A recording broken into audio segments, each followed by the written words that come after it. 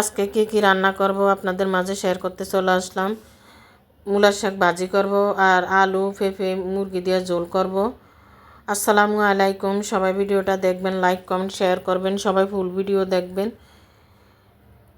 এখানে আমি মূলার শাকটা দিয়ে দিলাম। লাউ শাক আসে বারবার, লাউ শাক বেশি খাওয়া, এই জন্য লাউ শাক আসে। মূলার শাকটা পেঁয়াজ রসুন কাঁচামরিচ দিয়ে সিদ্ধ করে নিব আগে। এভাবে মূলার শাক ভাজি করলে খেতে মাশাআল্লাহ অনেক মজা হয়। আমরা মূলার শাক এভাবে ভাজি করি।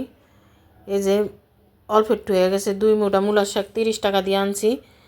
শাকের যেই দাম, কি খাবো আর কি করব, অনেক দাম শাক তরকারির। এখন এই যে মূলার শাকটা হয়ে গেছে, এখন বাগার দিয়ে দিব।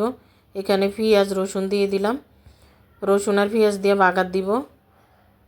মূলার শাক পরে বাগার দিতে হয়, তাইলে খেতে ভালো হয়। এই যে শাকটা দিয়ে দিলাম, শাকটা দিয়ে এখন নেড়েচেড়ে একটা ডিম দিয়ে দিব। মূলার শাকে ডিম না দিলে মজা লাগে না আমার কাছে, আমরা ডিম দিয়ে খাই মূলার শাক। খেতে শাকটা ভালোই লাগছে অনেক। এই সিজনেই মূলার শাক, আমার কাছে মূলার শাক কাটতে কুচাইতে অনেক বিরক্ত লাগে। আমার কাছে ভালো লাগে না এতক্ষণ বসে বসে মূলার শাক কুচাও। খাইতে কিন্তু মজা। যে কোনো জিনিস যেগুলা কষ্ট, এগুলা খেতে কিন্তু অনেক মজা হয়। এই যে এখন মুরগিটা ভেজে নিব একটু তেলের ভিতরে। এখানে গোটা জিরা দিয়ে দিলাম, মুরগির ভিতরে গোটা রসুনও আছে। পেঁপে দিয়ে ভেজে নিব, পেঁপে আর আলু দিয়ে মুরগি দিয়ে ঝোল করলে খেতে ভালো লাগে। লাউ দিয়ে রান্না করলেও খেতে ভালো লাগে। এখানে সব ধরনের মশলাগুলো দিয়ে দিবে একে একে, দিয়ে একদম ভালোভাবে একটু কষিয়ে নিব তেলের ভিতরে। গোটা মশলা দিয়ে দিলাম। আমার ছেলের জন্য সবসময় মুরগি রান্না করা লাগে। মুরগি একদিন 2 দিন পর পরে মুরগি রান্না করা লাগে।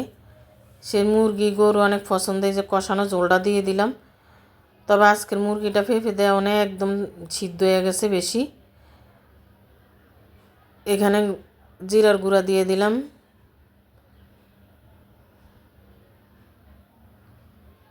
ভালোভাবে কষিয়ে নিব। তরকারিটা কিন্তু সাদা সাদা, আসলে সাদা না তরকারি, পেঁপে দেওয়া না এমন দেখা যায়। এই দেখেন সুন্দর করে কষাইতে আসছি। পেঁপে তো একটু বেশি করে কষাইতে হয়। যে কষানো হয়ে গেছে, এখন ঝোল দিয়ে দিব। এভাবেই রান্না করি, একসময় একরকম রান্না করি, যখন যেটা ভালো লাগে সেটাই করি। তবে মাঝে মাঝে তরকারি দিয়ে খেয়ে, আমার তরকারিটা হয়ে গেছে, এখন আবারও একটু জিরার গুঁড়া দিয়ে দিলাম, দিয়ে তরকারিটা নামে এলাইলাম। সবাই ভালো থাকবেন, আল্লাহ হাফেজ।